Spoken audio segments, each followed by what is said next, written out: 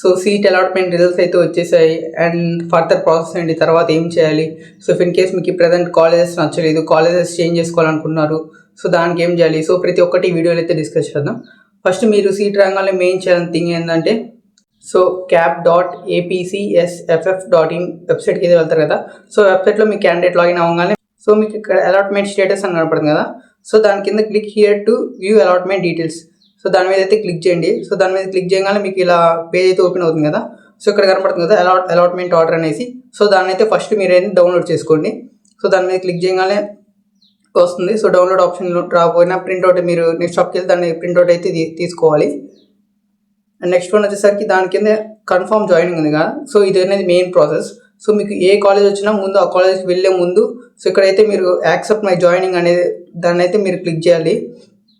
So దాన్ని click చేయగానే మీకు ఆ కాలేజ్లోకి లైక్ మీరు సెల్ఫ్ రిపోర్టింగ్ యాక్సెప్ట్ చేసినట్టే లైక్ ఆ కాలేజ్లో జాయిన్ అవుతున్నట్టు.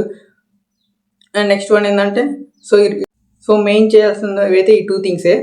నెక్స్ట్ చాలామంది ఏమనుకుంటున్నారంటే లైక్ సో ప్రజెంట్ కాలేజెస్ వచ్చాయి, సో అవి నచ్చలేదు, సో నేను ఈ కాలేజ్లో సెల్ఫ్ రిపోర్టింగ్ చేయను, సో నేను సెకండ్ ఫేజ్ పెట్టుకుంటా అనుకుంటారు. సో సెకండ్ ఫేజ్ పెట్టుకునే ముందు సో ఇప్పుడు ప్రజెంట్ వచ్చిన కాలేజ్లో సెల్ఫ్ రిపోర్టింగ్ చేయండి. ఎందుకంటే ఇప్పుడు ఇఫ్ ఇన్ కేస్ మీరు సెకండ్ ఫేజ్లో పెట్టుకున్నప్పుడు సో దీనికంటే వేస్ట్ కాలేజ్ అసలు కాలేజ్ రాకపోతే సో మీకు త్రూ సీట్ అనేది వేస్ట్ అవుతుంది కదా. సో అందుకని ప్రజెంట్ వచ్చిన కాలేజ్ నచ్చినా నచ్చకపోయినా సెల్ఫ్ రిపోర్టింగ్ చేయండి. ఇఫ్ ఇన్ కేస్ మీరు సెకండ్ ఫేజ్లో పెట్టుకుంటే దీనికంటే మంచి కాలేజ్ వచ్చినప్పుడు ఆ కాలేజ్కి వెళ్ళిపోండి, దీన్ని వదిలేయండి. సో ఆపర్చునిటీ కూడా ఉంటుంది. ఇఫ్ ఇన్ కేస్ మీరు ఇప్పుడు పెట్టుకోకుండా సెకండ్ ఫేజ్లో పెట్టుకుంటా అని సో అప్పుడు సీట్ రాకపోతే సో మొత్తం మీకు సీట్ అనేది వేస్ట్ అవుతుంది. సో నేను చెప్పేది ఏంటంటే ప్రజెంట్ ఏ కాలేజ్ వస్తే సో ఆ కాలేజ్కి వెళ్ళి సెల్ఫ్ రిపోర్టింగ్ అనేది కంప్లీట్ చేసుకోండి. సో మళ్ళీ సెకండ్ ఫేజ్ దాకా వెయిట్ చేసి అప్పుడు పెట్టుకోండి. సో అప్పుడు దీనికంటే బెటర్ ఆప్షన్ వస్తే అప్పుడు ఆ కాలేజ్కి వెళ్ళిపోండి, ఇక్కడ సీట్ క్యాన్సిల్ అవుతుంది.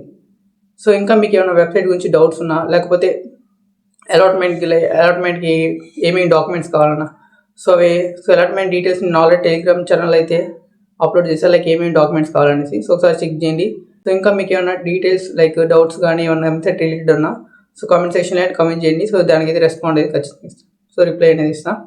సో ఇంకా మన ఛానల్ ఎవరైతే సబ్స్క్రైబ్ చేసుకోలేదు సబ్స్క్రైబ్ చేసుకోండి అండ్ మీ ఫ్రెండ్స్కి కూడా షేర్ చేయండి. Thank you for watching.